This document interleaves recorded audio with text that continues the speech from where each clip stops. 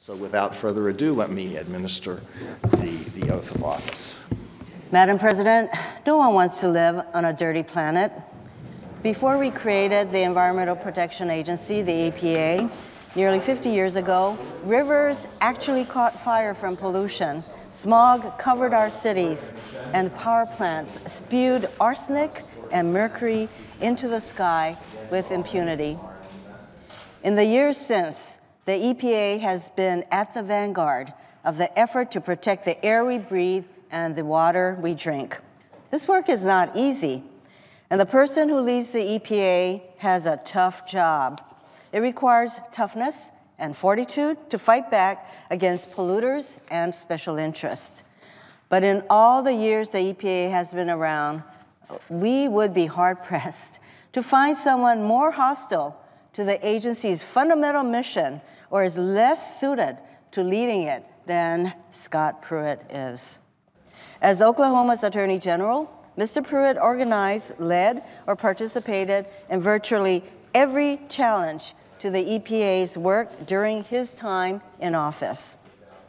His lawsuits have, among other things, sought to prevent the EPA from enforcing rules that keep our water safe, protect our air from harmful pollutants like mercury and arsenic, and limit the carbon pollution that causes climate change.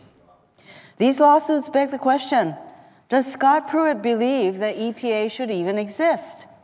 In the weeks and months since he was nominated, Mr. Pruitt has gone out of his way to try and smooth over his record and say what he thinks we want to hear.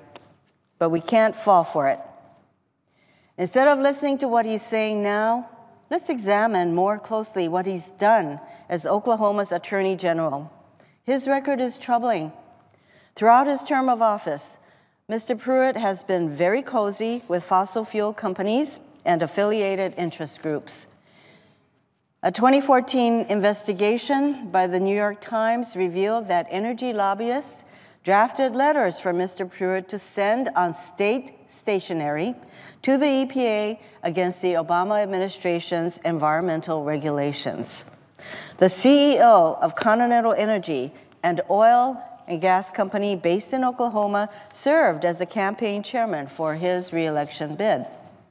And we just got word yesterday that a state district judge in Oklahoma ordered the Attorney General's office to turn over as many as 3,000 documents related to Mr. Pruitt's communications with oil, gas, and coal groups during his time in office. Unfortunately, we won't get a chance to see what these documents reveal before voting on his confirmation. Based on his record and associations, however, I think we can make an educated guess that these documents will reveal the extent of Mr. Pruitt's ties to fossil fuel interests. And we have no reason to believe he will renounce these connections if confirmed to serve as EPA administrator. He also fought relentlessly against the EPA's efforts to establish basic limits on smog, arsenic, mercury, and other dangerous air pollutants. Mr. Pruitt, for example, sued the EPA not once, but twice to overturn the mercury and air toxic standards. These standards would prevent 40,000 pounds of mercury emissions every year and would help keep our food supply safe from contamination. Mr. Pruitt has also repeatedly questioned whether climate change is real.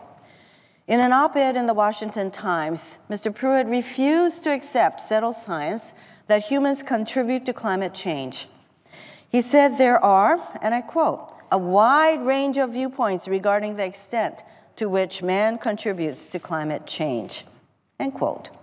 In National Review, Mr. Pruitt said, I quote, scientists continue to disagree about the degree and extent of global warming, end quote. The fact is, 97% of scientists agree that climate change is real and that human beings contribute to it.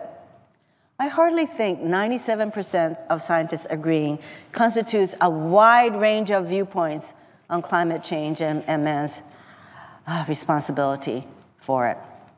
From his perch at Oklahoma's Attorney General, Mr. Pruitt sued to prevent President Obama's Clean Power Plan to cut carbon emissions from taking effect.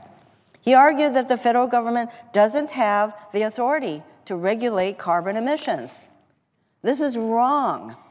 The Supreme Court ruled twice, first in Massachusetts v. EPA in 2007, and again in Utility Air Regulatory Group v. EPA in 2014, that the EPA has the authority to regulate carbon emissions as pollution under the Clean Air Act.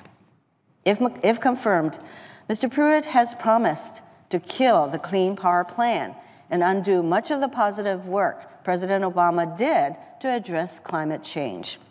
Mr. Pruitt also has a track record of undermining enforcement of environmental laws and regulations.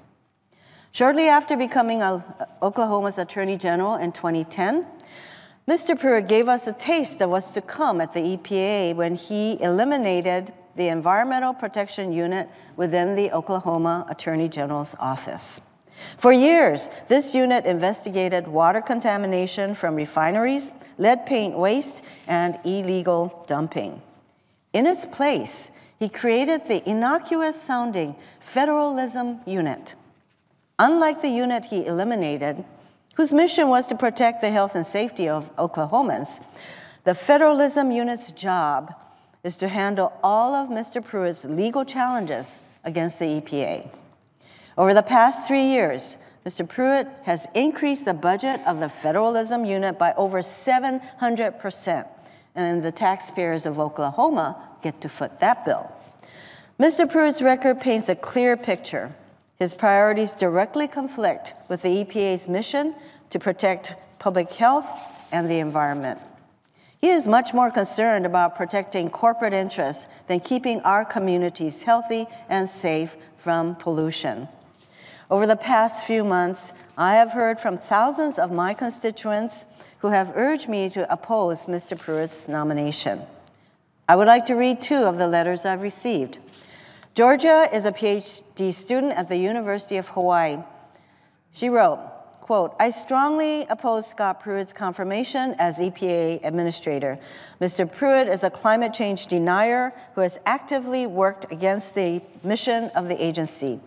As a PhD student in science, I know we need an EPA administrator that respects science and supports clean air, clean water, and a healthy environment. Pruitt is the wrong choice for our nation and must be rejected, end quote. Keiko from Kaneohe also wrote to explain what this fight means to her. Quote, this is not a bipartisan issue, but it is as much an American issue as it is a Hawaiian issue, a human issue, and an issue of all inhabitants of Papa, Mother Earth. I ask that you continue to be vigilant and onipa'a in the face of climate change deniers. Mahalo for looking out for everyone living today and going to be born tomorrow, end quote. We've come too far over the past 8 years to let someone like Scott Pruitt destroy the progress we've made. I urge my colleagues to oppose this nomination. I yield the floor.